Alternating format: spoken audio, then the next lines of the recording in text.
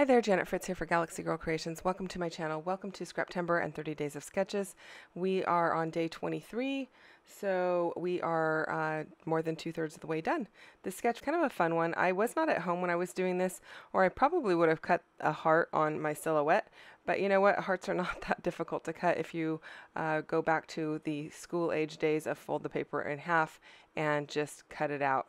I considered trying to draw it there, as you saw, but you know what? It works way better if you just cut it out by folding your paper in half and then unfold it.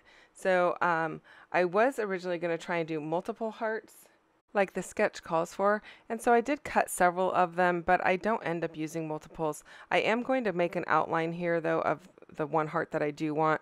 I did cut multiples, I just didn't like the way that they looked. I think because I was doing it by hand, they just looked kind of funky, and I don't know, I couldn't get the placement to where I liked it, so I just left it at one, and I went really simple with it. And I am going to clean up that heart so that it doesn't look quite so choppy, but at the end it looks fine. So I'm pretty happy with the way that it came out, given I didn't have a die cut machine and I just did it by hand. And you know, there's nothing wrong with doing it by hand, you guys. If that's all you have, just do it, because at least your story is told, your layout is made, and the photo is down, and it's one for the books. So I highly encourage you to just, you know, don't be afraid to do things by hand. I've cut freehand letters and all kinds of stuff, and actually I kind of like to go back to that pre-digital age. It's not really pre-digital age, but you know what I mean.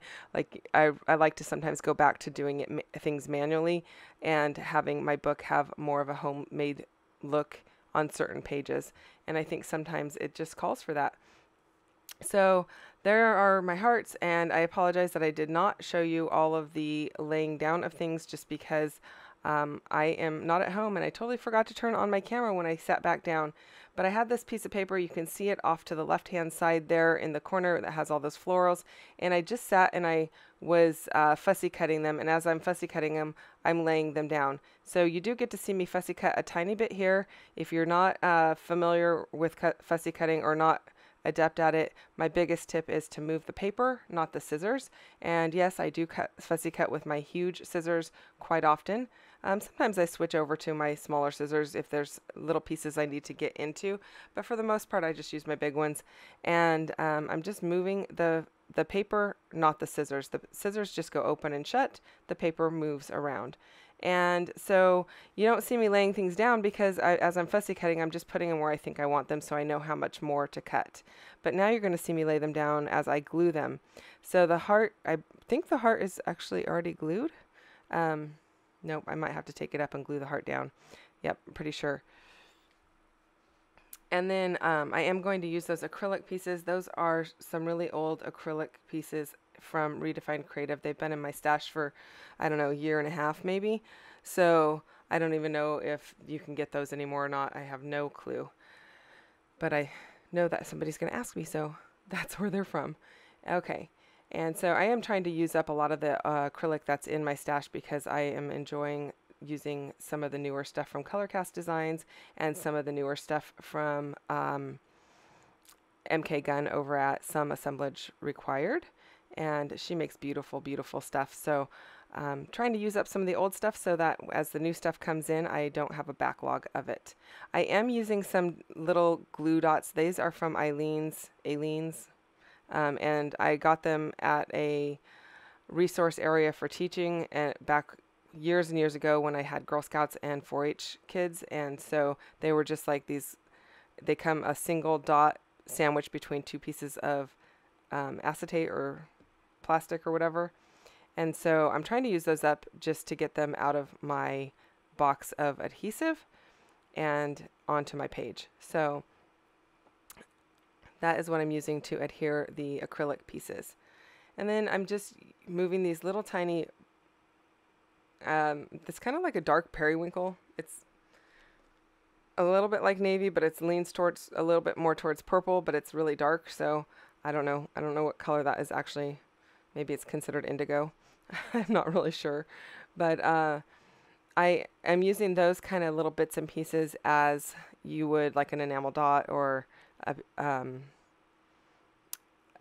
sequin or something, just like the little bits and bobs to kind of scatter out from the larger clusters.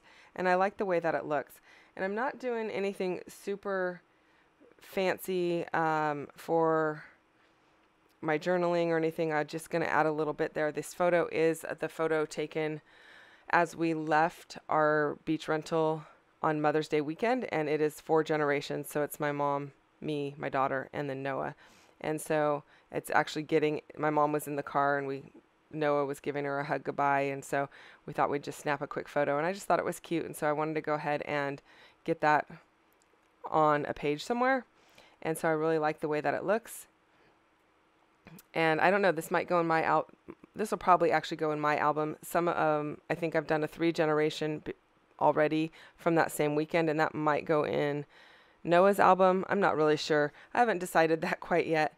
While I go ahead and lay these down, I'll remind you that there are a lot of people playing along with Scraptember and 30 Days of Sketches. Their links are all listed in my description box down below, so you can go and check them out for additional inspiration.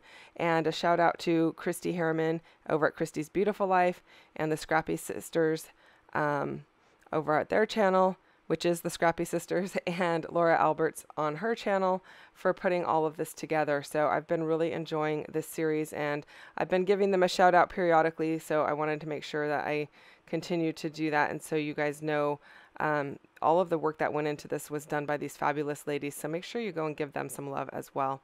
It's been a really fun series so far, and I'm really enjoying it.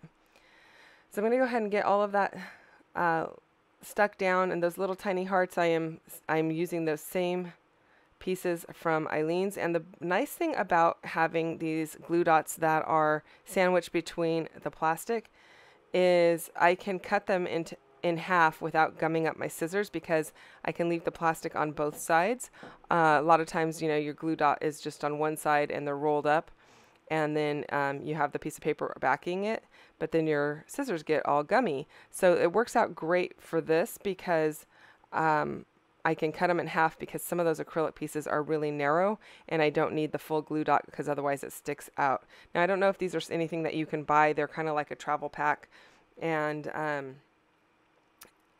you know, if you do want to cut your glue dots in half, you can always lay a piece of the like sticker backing, the clear sticker backing, over your glue dot, and so you can see where the glue dot is and cut it in half that way. Because I know a lot of times when they're on the roll, they're not on a clear roll, it's on a like a opaque roll. But if you lay the plastic over the top of it, you might be able to do it that way. Maybe that would help you out. So little tips and tricks I like to try and throw in if I can.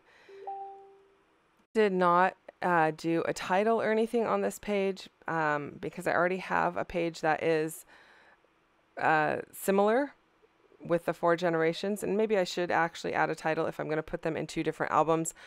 So I may end up going back and doing that, and in that case I would probably do it just to the left hand side of the photo, and then I will add a bit of journaling just below the photo in that empty space on the bottom right hand corner, and it just basically says that it's 4 generations. It's a great way to end our vacation, was to grab this photo. And then I'm going to add some white splatter. I did fussy cut a couple additional flowers up there just to give it a little bit more dimension, and then I use my acrylic block to cover up the photo, and you could do that with anything. And then I am adding some white splatter from Altenew that I borrowed from MK.